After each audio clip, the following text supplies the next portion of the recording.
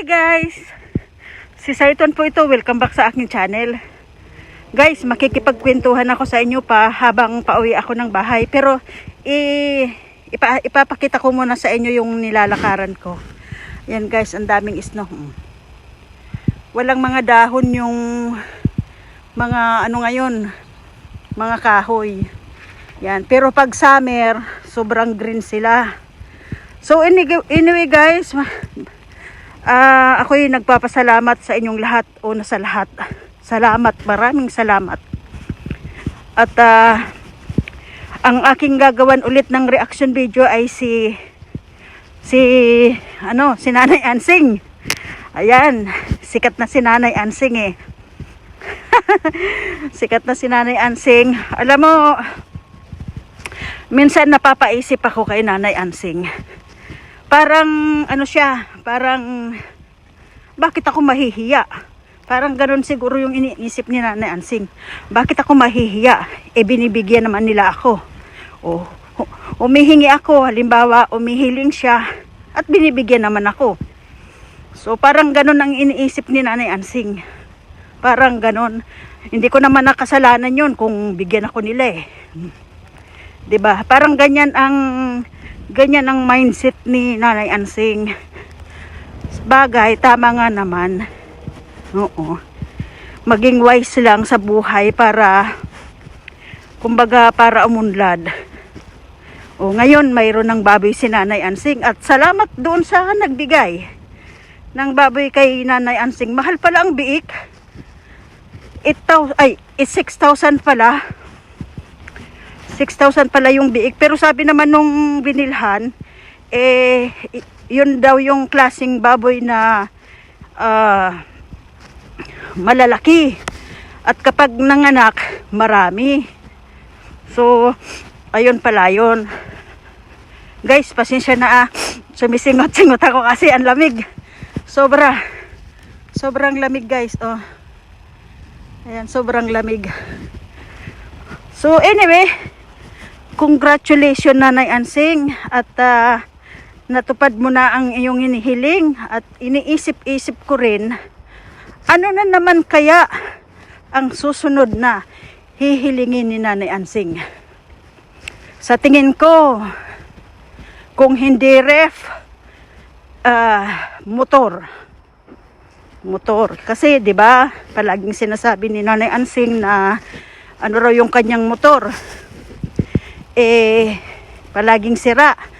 Kaya kukunti lang ang iniintriga ng kanyang asawa dahil sa palaging sira yung kanilang motor. So, tingnan natin guys kung sinong magbibigay kay Nanay Ansing ng motor at saka frigider. Yung motor medyo may kamahalan yun, alam ko. Lalo na kung mamimili si Nanay Ansing ng motor. Yung tig 100,000. Yung medyo heavy duty. Oo. Kasi yung motor nila ganun eh. Parang pang sidecar, parang pwedeng lagyan ng sidecar, pang heavy duty. Yun ang motor nila, Nanay Ansing. Based doon sa nakita ko sa video ni Daddy Frankie. So, sino kaya ang mayaman na magbibigay kay Nanay Ansing ng ref? Ang ref din, hindi rin basta-basta ref. Siyempre, si Nanay Ansing, alam mo naman yun. Kapag binigyan, walang preno rin yung bibig nun. Baka pag binigyan mo ng maliit na ref, sasabihin, ang liit naman. Katulad nung baboy kanina, sabi niya, bakit ang liit naman itong biik? Alam mo, matatawa ka na lang talaga kay Nanay Ansing. Ay, yan talaga si Nanay Ansing. Wala nang hiya-hiya. Sa bagay, binibigyan naman siya ng mga nagiging sponsor niya. So, salamat doon sa mga galante na mga sponsor ni Ansing. Ang inaabangan ko guys, yung kung ano na naman ang sunod na hihilingin ni Nanay Ansing.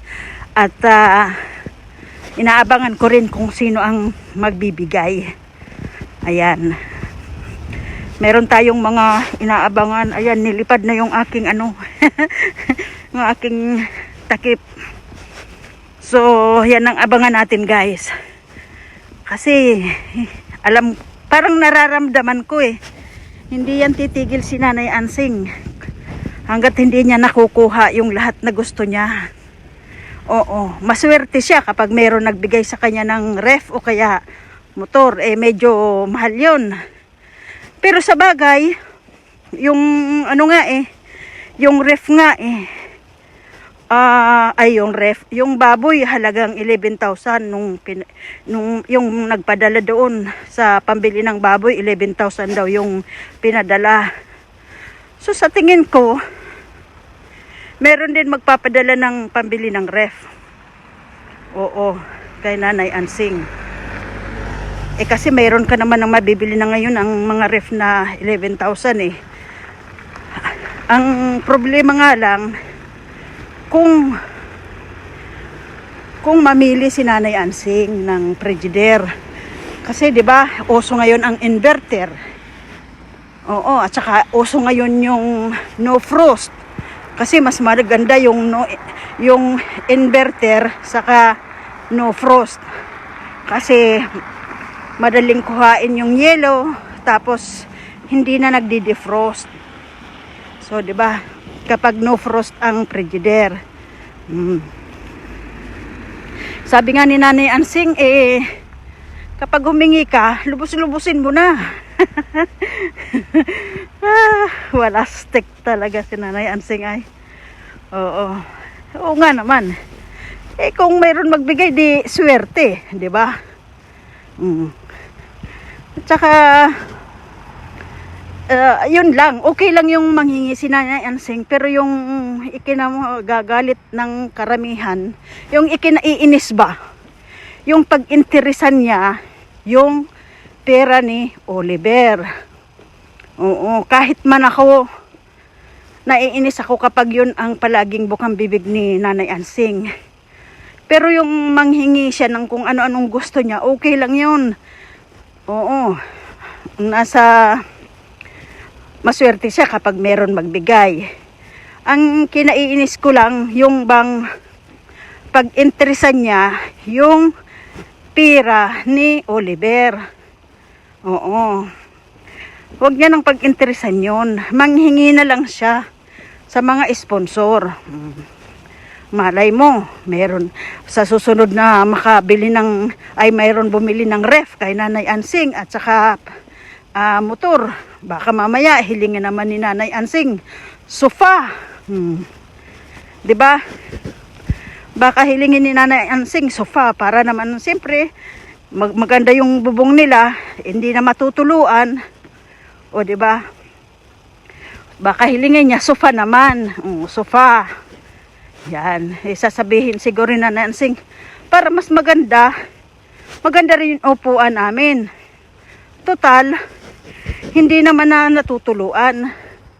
O, 'di ba? Ganyan si Nanay Ansing. Katalino. Kapag hiniling niya pa 'yon.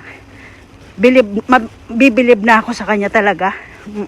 Kung ngayon bilib ako sa kanya, mas bibilib ako. So, marami naman mayayaman na mga sponsor baliwala sa kanila yung pera.